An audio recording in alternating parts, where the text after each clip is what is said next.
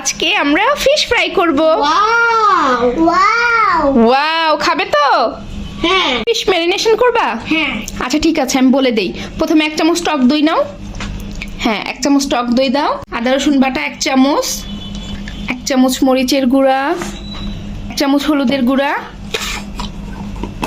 আজকে ফিশটা ইয়াম্মি হবে না আদিয়াত? আমি বানাচ্ছি না। আরে বাবা, আদিয়াতের স্পেশাল রেসিপি এটা। ব্যাস রাখো। লবণ আর হচ্ছে লেবু। ওকে, প্রথমে লেবু দিব। লেবু রস দিয়েছো? এবার লবণ দাও, 1 চামচ লবণ দাও। 5 সেকেন্ড। দিয়ে লবণ দিয়ে দিচ্ছে আদিয়াত এখন। ওকে, এইবার মশলাটা খুব ভালোভাবে মিক্সড করো। ওকে তুমিও করবা? আচ্ছা করো। আর একটু লেবু দিয়ে দিই আমি। লেবুটা যত বেশি হয় তত ফ্লেভারটা ভালো আসে। এই নাও আদিয়াত, ফিশ নিয়ে আসছি।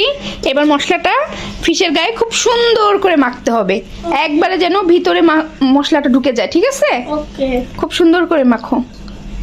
উল্টাও, মাছটা উল্টাও। উল্টিয়ে, ব্যাস, গুড জব।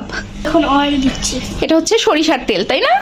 হ্যাঁ, সরিষার তেল দিয়ে ম্যারিনেশন করে তারপর 1 ঘন্টা রেস্টে রাখতে হবে।